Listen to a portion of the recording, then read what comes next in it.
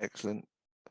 Hi, everybody. My name is Lee. I'm a recovered addict and alcoholic. And yeah, thank you for inviting me into your meeting to talk about steps 8 and 9. And thanks for the great welcome. And I really do love the big book of Alcoholics Anonymous. It's saved my life. And I never thought, at the start of my journey, that I would be seeking any sort of spiritual solution to my problem, let alone making amends and setting right, some of the mistakes I made along the way. I kind of thought about earlier about some of the stuff, I was going to share about, but a lot of that's kind of gone out of my head. So I'm just going to roll with it as I go along. And so I'm Lee. I'm a recovered addict. I'm from Bristol in Little England. I brought up in a family where I've got a couple of brothers, mum and dad. Nothing in my childhood which would indicate, we were well looked after, we were loved. Went to school clean. We were fed 3 meals a day. And yeah, so and there's nothing actually in my immediate family that suffered with alcoholism. On my mum's side, her brothers are shot through with it. There's full of alkies. Her dad was an alkie. So the illness is in the family, but it's on my mum's side. And as a kid growing up, I remember my dad saying to me, one year, at Christmas time when I was feeling really ungrateful for all the presents he got me, that I was a selfish little brat. And many years later, I find out that selfish and self-centeredness is the root of my troubles. And I didn't really achieve much at school. I was a very underachiever, very good at the 50-meter dash, full of self-will, round peg in a square hole, didn't quite fit in, and I think I was causing harms a long time before I put a drink or drug in my body. I think I was stepping on people's toes and they were retaliating. If I look back through my school years, I was a very disruptive kid. I caused a lot of aggro with other children, other families in my neighborhood, very disruptive in school. I was always the kid that was outside the teacher's classroom for doing something wrong.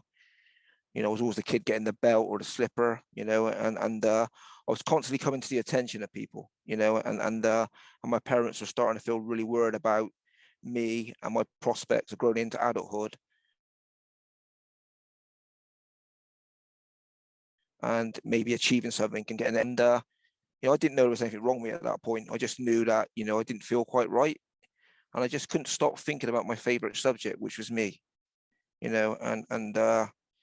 my sponsor said to me years later, Lee, you might not be much, but that's all you ever think about. And again, that resonates with the selfish and self-centeredness. I'm just consuming myself, and I can't get the spotlight off of me. And I think a lot of my problems stem from that, that selfishness, and so throughout school, I was quite interested in, in the kids that were up to the no good. I started off as a glue sniffer and sniffing Tipp-Ex thinners and body mist and, and drinking, cheap alcohol, which graduated to, high-powered skunk weed, speed amphetamine, and eventually I became addicted to heroin and crack cocaine, which became my master, and everything, any sort of goals or achievements that I may have had at that point went completely out the window. I was quite a talented rugby player. I played rugby for my local city, Bristol, when I was a kid growing up.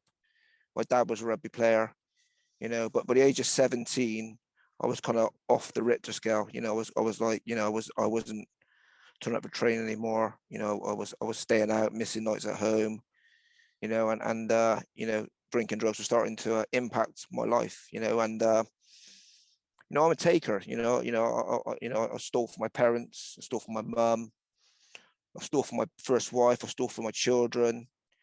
And eventually, I became, I wouldn't say a career criminal, because I became a bit of a bacon and cheese shoplifter to begin with, and then I was out up to no good. And for, 10 or 15 years of my life, I was in and out of the local prison institute, for acts of dishonesty. And I got incarcerated quite a lot, and because I know it doesn't, to be an addict alcoholic, you don't have to end up in prison. That's just a consequence of something that happened to me. You can be at home, going to work every day and, managing okay and still have the allergy and the mental insanity preceding the first drink and drugs. So, it's not a qualification, that prison to be an alcoholic addict, but that's what happened to me. I ended up in jail, and I became a bit of a lone wolf. Society kind of ripped me off. My parents didn't want me around the house because I couldn't be trusted.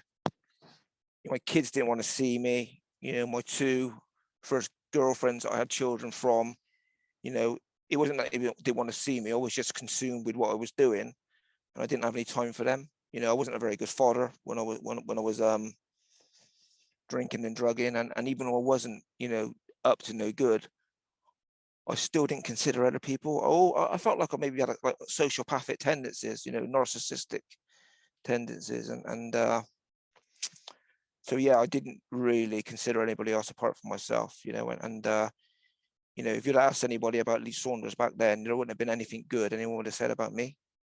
People would have stay the hell away from that kid. He's no good. If your daughter's going to go out with him, suggest that you don't go anywhere near him. And if I had to go to a job and get a reference, no one would have gave me a reference. They would have just said, just don't trust him. Don't have him around you. He's no good. So anyway, at age 30, I first came into the fellowship, and I managed to get 2.5 years clean. And I had a go at the amends, at that point, and as we all know, we take inventory in step 4. And part of that is writing a list of people we have harmed who we're willing to make amends to, so I'd written a list previously, and I kind of half-heartedly gone out there, and made a couple of attempts, at making these amends. But I don't think I'd ever really conceded to myself as an alcoholic addict. I didn't ever really concede, that probably I needed, to make restitution of harms done and, clear the records of my past. And because I still thought the amends were about me, but what I realized later was the amends were about other people and freeing them up, rather than freeing me up. And as a result of making amends, I would free them up. And as a result, I might get some freedom, because I'd already looked at the Step 9 promises a long time ago, and I quite liked the look of them. But I didn't like the actions that preceded it. I just wanted the effect. Because throughout my life, that's what I've been. I drink and drug because I like the effect produced. And I looked at Step 9 promises, and I thought I really like the look of that. I like that the effect that might have on me, but I'm not willing to go to any lengths. And I balked on my amends, and there was a couple of amends that came up that my sponsor strongly suggested that I needed to go and do, and I didn't, and that was one more journey to the crack house for Lee.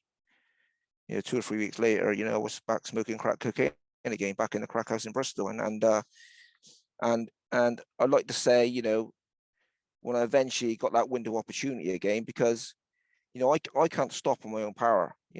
I can't make a decision, right, I'm going to get back into recovery tomorrow, and dust myself down. That just doesn't happen with me. It's almost like, maybe through God's grace or God's, opportunity, I'll get windows of opportunity every now and again, and I've got to strike when the iron's hot. But that's not my doing. It's almost like step 1, I give an opportunity to kind of step back in, but it closes, and sometimes I'm not sure how long that takes to happen again. And for me, it was another 3 years after that relapse that I got another opportunity, but then, me again, I'm very good at the 50-meter dash, again, I came in and, I balked again on, at the steps and at the solution. And yeah, and in 2006, I made, another journey back into the rooms of, the fellowship and the 12 steps. And, I knew the big book in and out, I could quote pages, I could tell you what the problem was and what the solution was.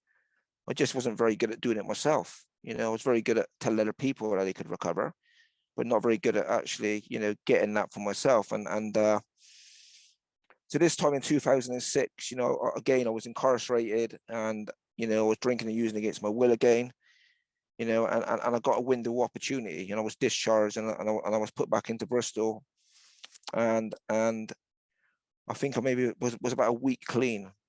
And I remember, walking around the city where I predominantly used heroin and crack cocaine, where I'd caused so much harm I tell you what, I was so riddled with fear, so riddled with guilt and shame, you know, and I couldn't look people in the eye, and I was just so maladjusted, and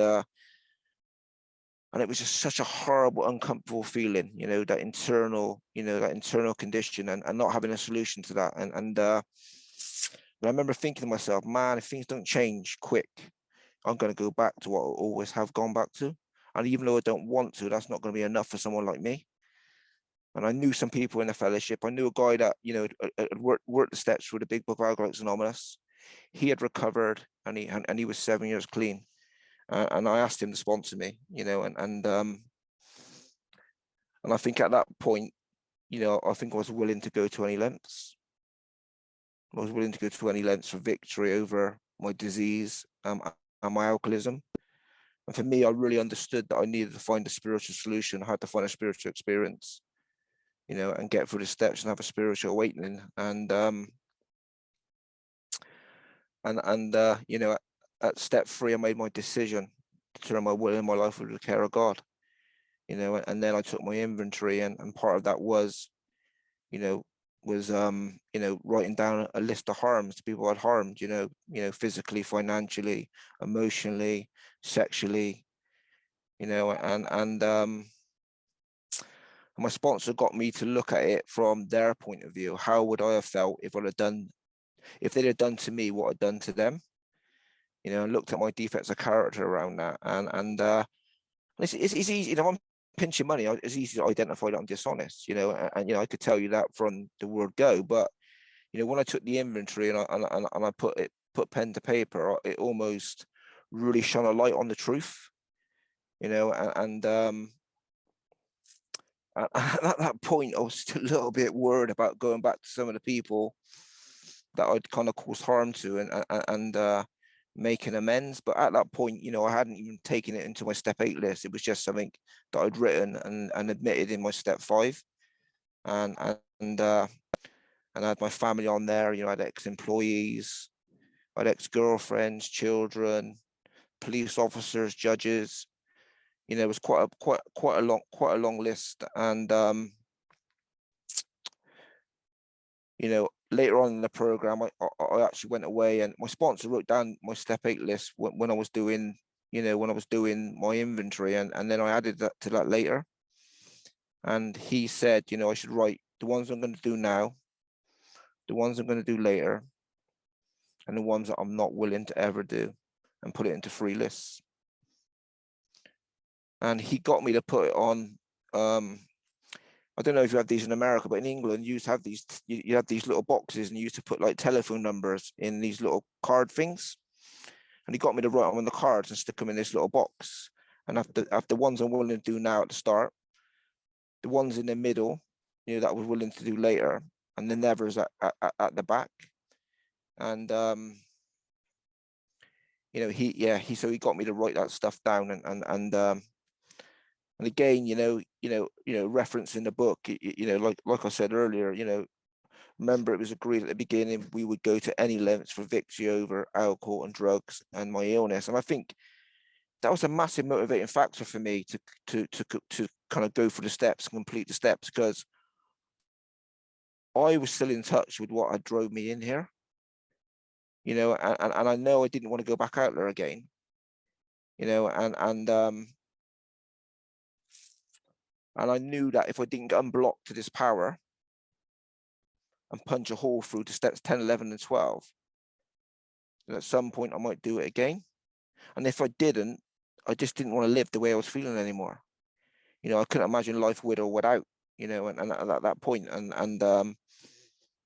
so, you know, the desperation of a drowning man, you know, I think I worked the program, you know, as if I was drowning, you know, and I think steps 8 and 9 were, you know, 2 of the steps that I'd looked at before with a lot of misgivings, but at that point I was more willing, you know. So I had this list in step 8, and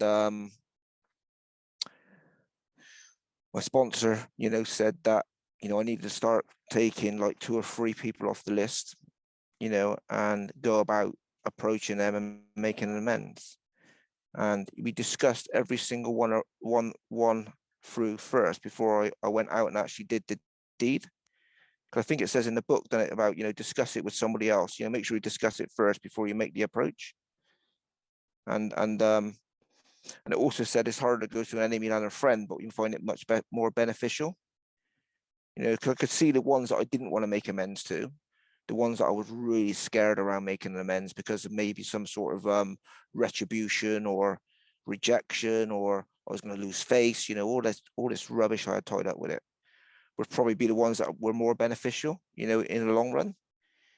Because the ones to begin with, not like they were easy, but I felt as if that I would be received in a way, and that perhaps it wouldn't give me too much of a hard time. But again, it's funny how you predict these things, and then when you actually go out to repair the damage done in the past, as you said in the beginning, it's in God's hands, it's God's will, not Lee's, and nothing happens in God's world by mistake. There's no mistakes in God's world. Everything that happens for a reason. Everyone I meet along the way, I'm meant to meet. I think my life to some extent was mapped out from the beginning, and all the stuff that I did, I now know today is actually an asset to help somebody else. And I always looked at it as I screwed up. I made a massive, balls of my life, but actually I know today that is actually I can use that now to help somebody else in a similar situation. And like it says, we do not regret the past nor wish to shut the door on it. And I don't regret it anymore, and I don't wish to shut the door on it because it's made me who I am today, and I wouldn't change any of that stuff, and yeah. So I had my list, and I was for me, my family, my mum, my dad, and my brothers were the ones that I really, really hurt. They were the ones that I, kind of lied to and took money from them with, I was just liar and very deceitful. I'd make up, real bizarre stories. I tell my dad that, crack dealers were going to kill me unless he gave me 50 quid, things like that. I'd prey on his emotions, and or I'd take money off him with the promise that he'd get it back in a couple of days when I got my gyro, and again, it was just a load of rubbish. I had no intention of giving it back. I just wanted that money for my next high, my next fix, and so I really hurt my dad. My dad was a very kind of morally, he was full of good morals. He hated a liar, a thief, and a cheat. And he was quite a disciplinary. He would have been a really good sponsor, actually. If I had listened to him, I probably would have done all right, but I didn't. And and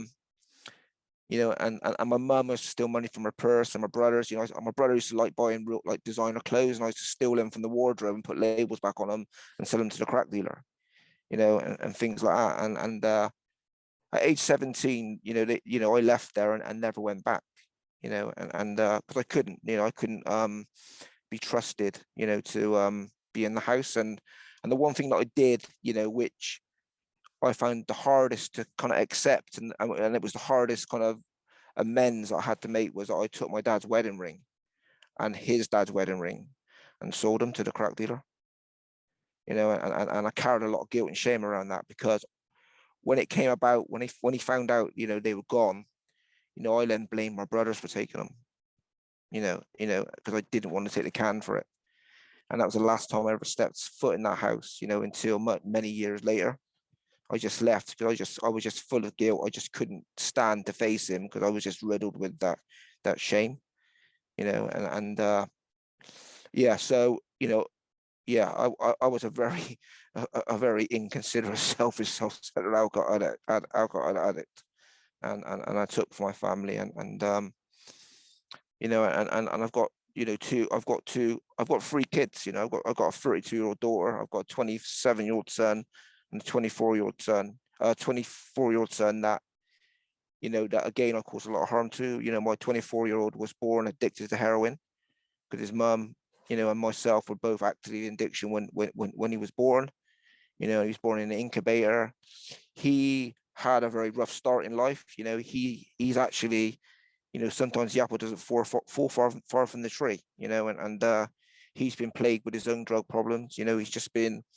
He's just been released from a mental hospital after being sectioned for spice-induced psychosis. So there was a lot of consequences to my drinking and drugging, and plus, I stole a lot of money from society, and I upset a lot of people, and so I made my list, and I became willing to make amends, and I started to approach people that I'd upset, and taking things off that I'd shouldn't have done, and what I realized was my sponsor said, Lee, you're doing it for them. You're giving them a chance to tell you how they feel about what you did to them. And you need to sit there and just shut up and listen. And he gave me a bit of a script, to memorize, in the early days of how I should do that, what I should say, when I should shut my mouth, when I should speak again, what I should say at the end. And that was a really good, a really good guide, and it says in the book, doesn't it? We go to people, confessing, our resentments, or confessing, whatever it is we need to, we tell them about the stuff, and then we give them an opportunity then to come back at us with their the way they feel about it, and the one thing at the end, the one thing I used to say at the end was, is there any other harm that I've caused you that I need to make amends for? And again, sometimes that would open the door to stuff that I hadn't identified in my inventory, where I was asleep to it, or it wasn't in my mind at that point. And for me, that was a big eye opener, because sometimes a lot of the stuff I did cause harm, but the stuff I didn't identify sometimes had caused more harm. So they'd come back at me and stuff, and sometimes I'd be quite shocked. Oh my God. Oh yeah. Oh wow. So, and I'd also do the step 3 and step 7 prayer. I remember I used to live in a place called Weymouth, which is a little seaside town in England, and I went there one time as a result, of going in. I went to treatment center one time out of prison, and I did a bit of a geographical, and when I was down there, when I relapsed, I caused a load of harm, and so I went back down there this time in recovery to make some direct amends, and I remember being at the top of the street. Some lady, she'd ordered some stuff from a catalog for me, and I'd never paid her the money, and she was on my amends list. And there was a landlord that I'd ripped off for some money as well. And there was another guy that borrowed some money off from the butcher shop. So I went down there specifically to set things right in that town. And I remember being stood at the top of the street and, doing the step 3 and step 7 prayer over and over, walking down a little bit, then walking back up, walking down a bit, and eventually I knocked the door, and I went through with the amends, and did the demonstration, and gave the person the money back. Because sometimes, people don't want sorry, they just want their money back. If I break someone's window, they don't want sorry, they just want the pane glass repaired and replaced. And my sponsor always said, Leader, an amends is to make things more than right. So sometimes you have to give them more than you took to make it right. So yeah, so I had that kind of in my mind, and also I had quite a lot of criminal things on my, it's quite a lot of stuff around criminality that was on my step 9 list, and there was other people involved in that as well. So some things I didn't actually make an approach because it might have implicated others. So I was told to stay away. And I don't know if you got it in America, but we got a thing called victim support, which is a charity that helps victims of crime. So I contacted them, and I've been paying a financial deposit into their account every month as a part of an indirect amends, and also offered my time, to them as well, as a bit of trying to give back to people I couldn't approach.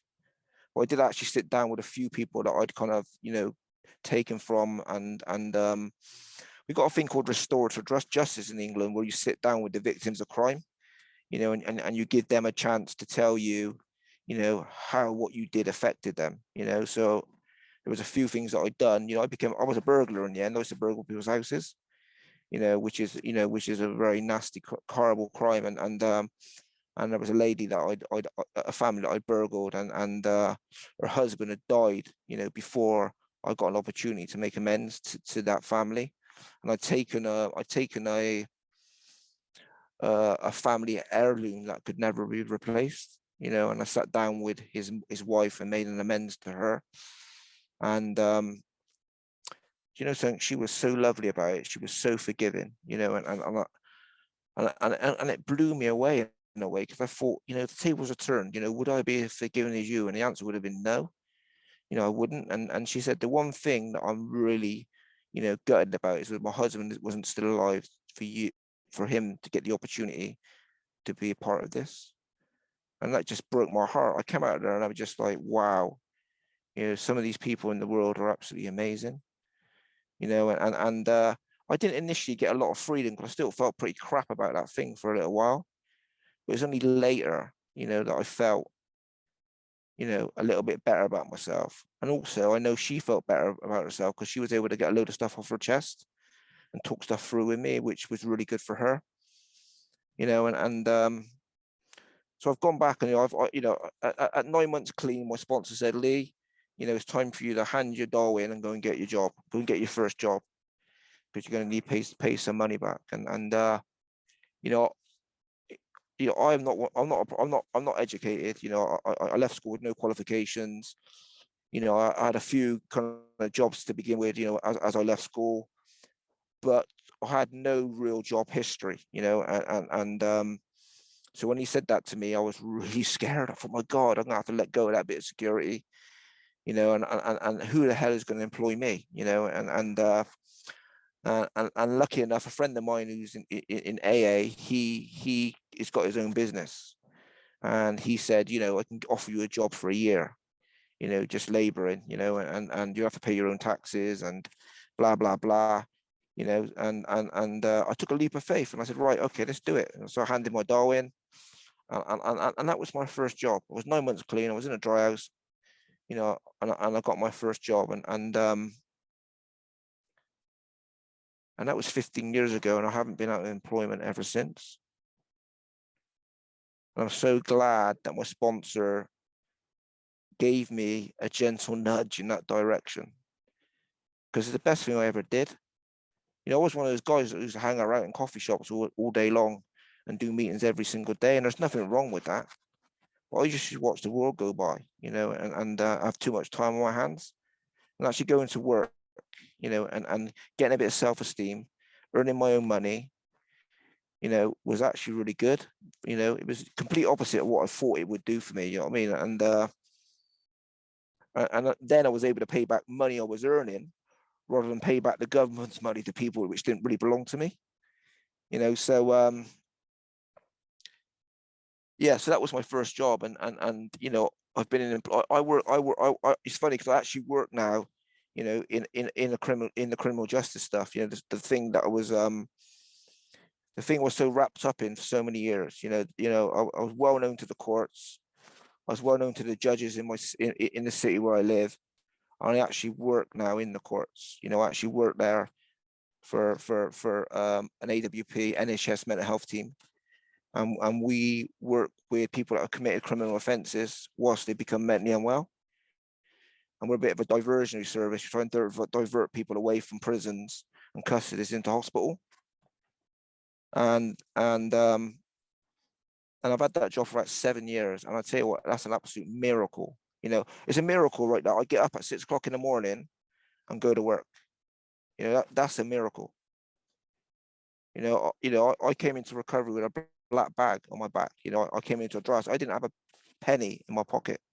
I had one set of clothes. You know, I had nothing, no prospects. You know, nothing. And you know, the big book doesn't say you're going to get a job and you get all this money, and you're going to get security. It doesn't say that. You know, it just says you're going to experience some of the promises. But as a result of making my amends and putting stuff right, the universe has given me something back. The universe has given me something back. You know, it's given me a new life. It talks about in the big book about being reborn. And I feel like I've had a rebirth, you know, in the fellowship, you know, through the big book of Alcoholics Anonymous.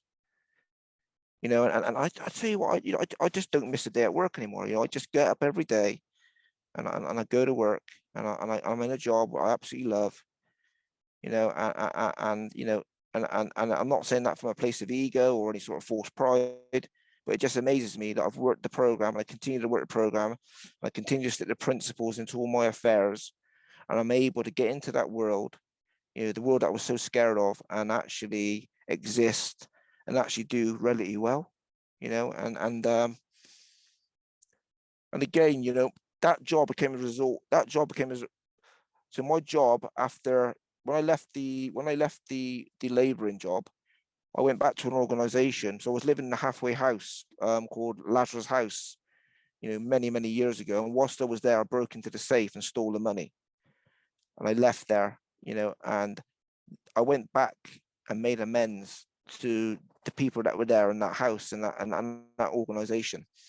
And as part of the amends, they asked me if I'd come back and volunteer for them. And I said, yeah, no worries whatsoever. So I went back and volunteered, and I volunteered for 6 months.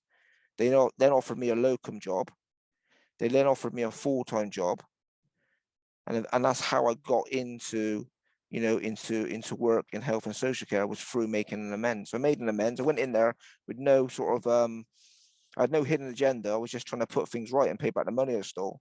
And as a result of that, they an avenue opened up for me where they employed me. And then the manager left there and went somewhere else, and I applied for a job there and got the job there.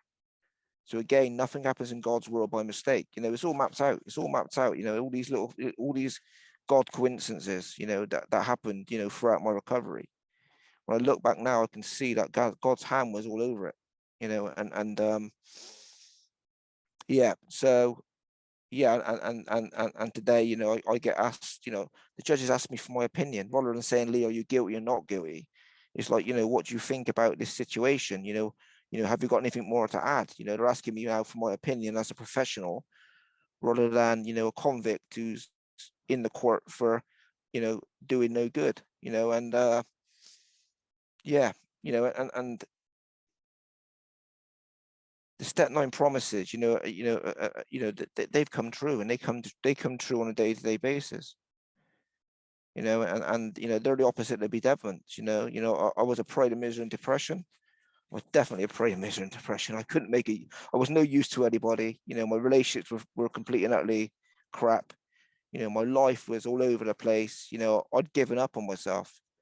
I thought, I'm either going to be locked up, buried up, or some, there wasn't any good, and so the Step 9 promises were opposite of how I used to live my life, and like it says, faith without works is dead. We need more action and more action, and I made a massive, massive dent in my amends, a massive dent in my amends, and everyone that I could see, I went and saw, and for me, it's funny how, subconsciously, when I see the nevers that were on my list, they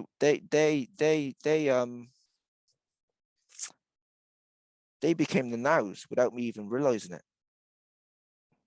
it. When I did the ones that I was going to do and got rid of them, and the middle list I did them, when I got to the end list, it was almost like it wasn't like it was a never list anymore. But it was like I was willing at that point to go and make those amends. It wasn't even like a discussion with my sponsor where I said, oh, these were on the never list, but now I feel more willing.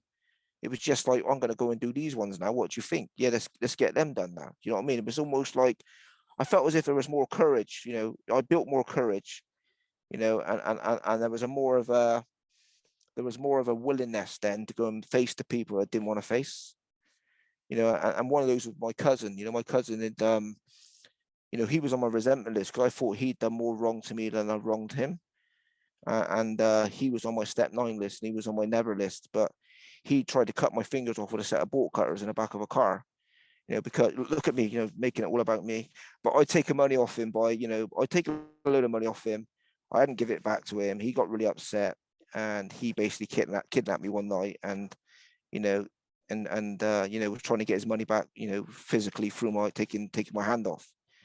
And he was one of the guys that I thought, I'm never going to make amends to you. You never do that to family. Even if I've ripped you off and took your money, blood's blood, blah, blah, blah, and I justified it, but at that point, I made amends to him. And, I think he felt a bit embarrassed actually that I actually did. I think he didn't, he was happy enough to take the money back. He snapped my hand off for that. He said, "But Lee, I don't want to ever discuss this ever again.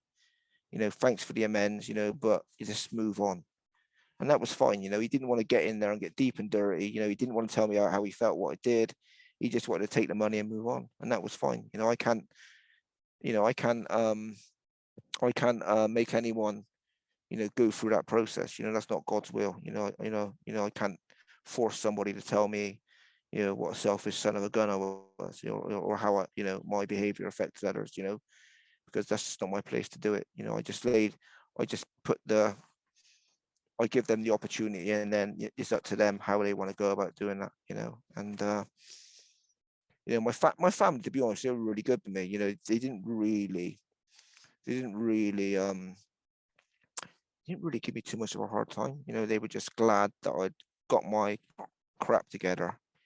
I'd started to grow up a little bit, and I was no longer king baby, and I got a job, and I stopped using crack and heroin. The police have stopped knocking their doors. The heavies have stopped coming around asking for the money. They'd stop worrying about me, and initially, when I made the approach, they just said, you've already done this before, Lee, and you relapsed. You know what we said last time. We just want you to do that continually now. So I was like, fair enough. And I remember what he'd said previously when I'd made the amends. So I just actioned it. I just actioned what he had said to me, yeah, and occasionally it might drop something in. Do you know what I mean? It's like, oh, that hurt. You know what I mean? They might remind me of something. You know what I mean? And but yeah, I've built those relationships. That relationships with society, with my family, with parts of my other family has improved. I got married in the fellowship. I got married 9 years ago. I've been married for 9 years, and I've been with my wife a lot longer than that. But we got married, and that was the first time that me and my family reassembled under the same roof, probably for about 20 years.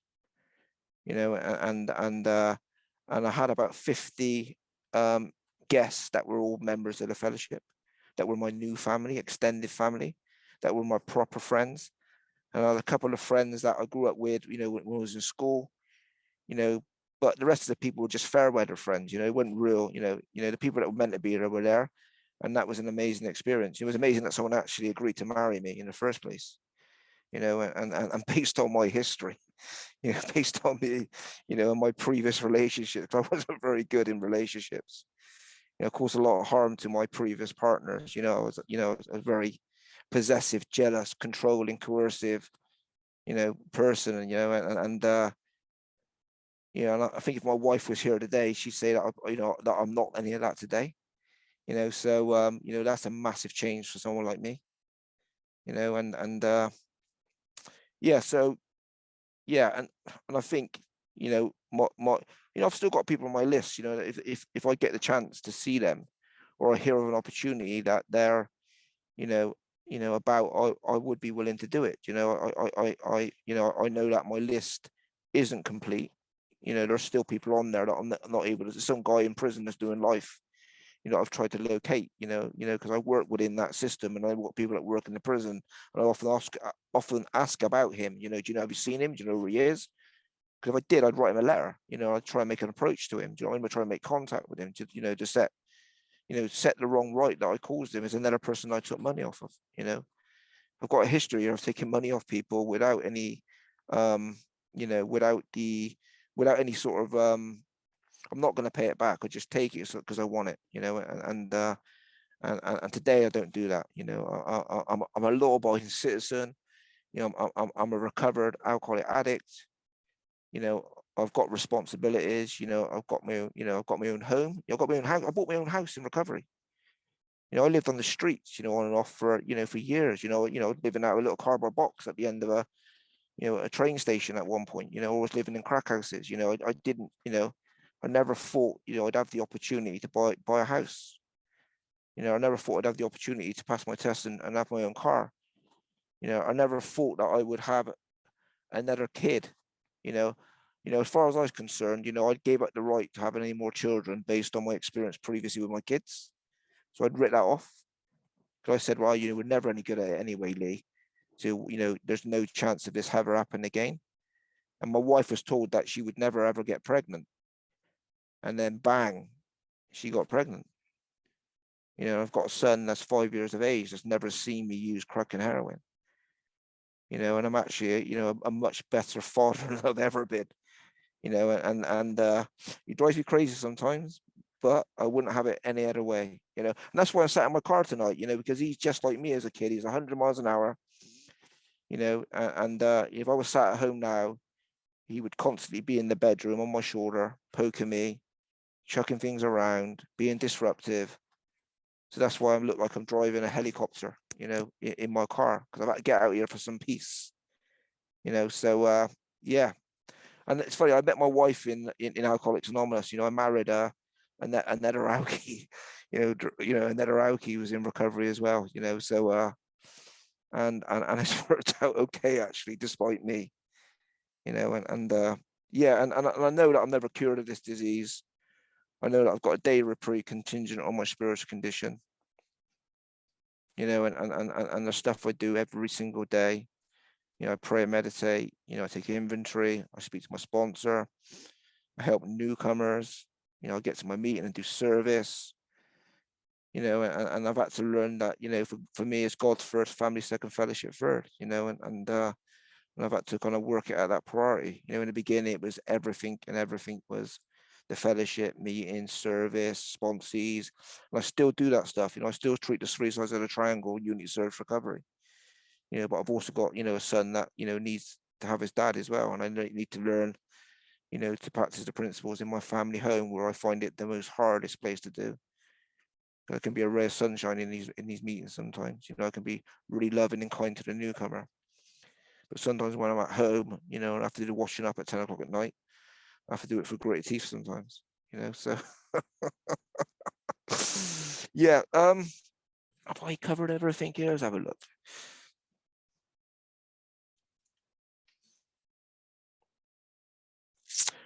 So I think I covered that we do not dodge our creditors, tell them what we're trying to do, make no bones about our drinking, blah, blah, blah. You know, for me, I think, you know, for these into action and, you know, the steps 8 and 9, there's lots of ominous warnings about if we fail to, we're surely to drink. You know, so I think, you know, for me, that was a massive, you know, that is a massive motivating factor to continue, you know, and not short, you know, not rest on my laurels and you know, fall short of completion. You know, so I've paid back, you know, I think I've paid back a lot of people a lot of the money I owed. I wasn't one of those guys that ripped off banks and you know, defrauded organizations, because I only had a bank account once, and I think I paid money into it one time and never used it again. I was the kind of guy who was off the Richter scale. I was almost like, you know, in the dark alleys, you know, under the radar a little bit. Do you know what I mean? You know, so I had no working history. I had no fixed address. You know, I just wasn't, you know, one of those guys that worked and kept it together.